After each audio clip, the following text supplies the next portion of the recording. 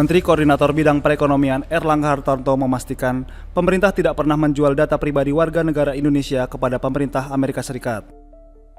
Menko Erlangga menegaskan hal tersebut saat jumpa pers di Jakarta pada Kamis 24 Juli. Penegasan Erlangga ini merupakan respon dari pernyataan Presiden Amerika Serikat Donald Trump yang menyebut bahwa penurunan tarif resiprokal dari 32% menjadi 19% harus disertai komitmen Indonesia terhadap akses transfer data pribadi ke pihak Amerika Serikat. Erlangga menjelaskan pertukaran data pribadi sejauh ini hanya digunakan untuk keperluan transaksi komersial. Seperti saat warga negara Indonesia mendaftar pada platform penyelenggara sistem elektronik atau PSE untuk mendapatkan layanan Google, Bing, dan lainnya. Adapun kesepakatan Indonesia dan Amerika Serikat menurut Erlangga adalah untuk membuat protokol atau pengamanan terkait data pribadi tersebut. Pada saat membuat email akun, itu kan data upload sendiri gitu. Dan data-data gini tentu ini data pribadi dan bagi kesepakatan Indonesia dan Amerika adalah membuat protokol untuk itu. Jadi finalisasinya bagaimana ada pijakan hukum yang sah, aman, dan terukur untuk tata kelola lalu lintas data pribadi antar negara atau cross border daripada data pribadi tersebut. Erlangga juga menyebut penggunaan kecerdasan buatan atau artificial intelligence turut menambah urgensi perlindungan data yang andal. Ia memastikan otoritas Indonesia akan tetap mengawasi pengelolaan data sesuai dengan Undang-Undang Perlindungan Data Pribadi atau UU PDP.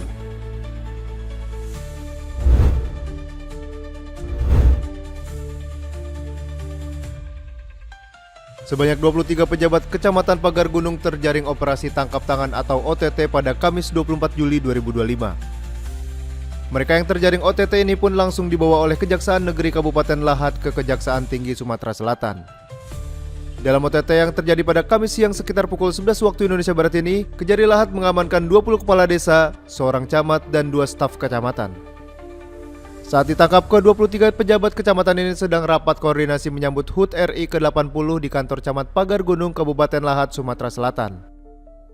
Dalam OTT-nya, Kejaksaan Negeri Kabupaten Lahat menyita barang bukti berupa uang tunai sebesar 64 juta rupiah, telepon seluler, dan sejumlah berkas.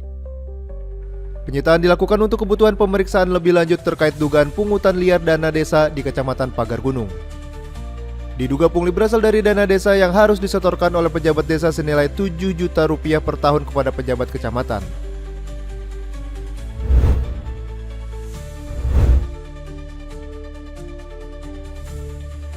Polresta Bandara Soekarno-Hatta Tangerang berhasil membongkar praktik penyelundupan ratusan ribu ekor benih bening lobster atau BBL ilegal senilai 38,3 miliar rupiah.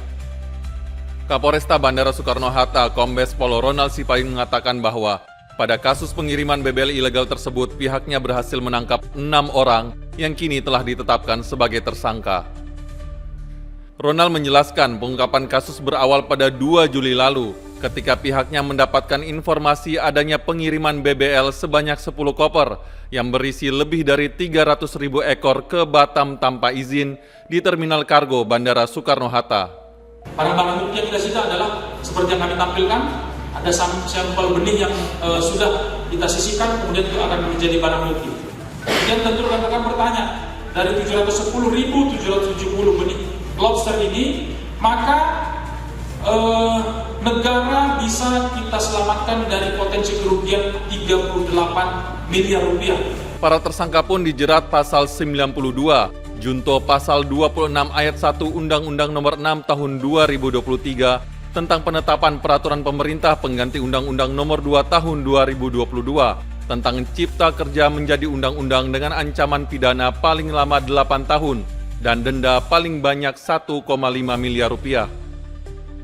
Selain itu, para tersangka juga dikenakan pasal 88 Undang-Undang Republik Indonesia Nomor 31 Tahun 2004 tentang perikanan dengan ancaman pidana penjara paling lama 6 tahun dan denda paling banyak 1,5 miliar rupiah.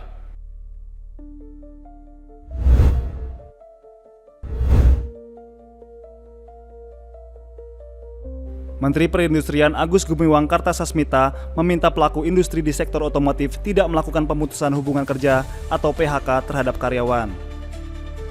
Menurut Menperin, pemerintah optimis geliat pasar otomotif dalam negeri akan segera pulih.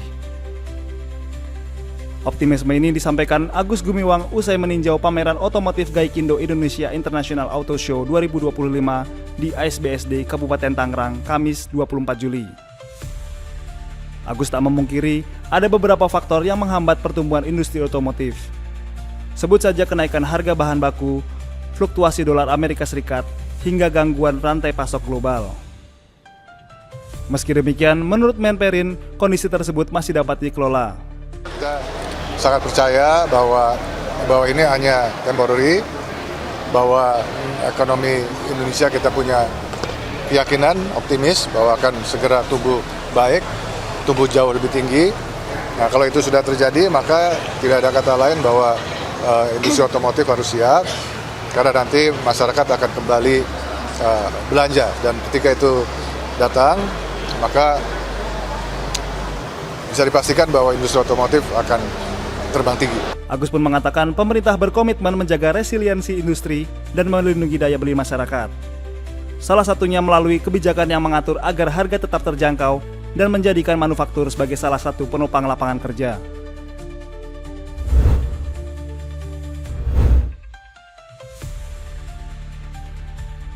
Pelatih Timnas Indonesia U23 Gerald Van den Berg memastikan ada 4 pemain yang absen dalam laga semifinal ASEAN U23 Championship 2025.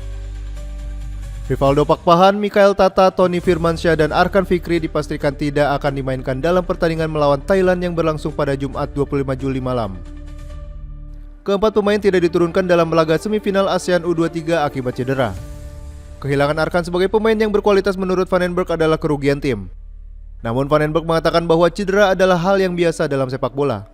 Van den Berg pun meyakini skuad Garuda bisa beradaptasi dalam melawan Thailand meski tanpa Arkan. And about Arkan, there are not many players in Indonesia who can get the level Arkan have, because I think he's really very good player.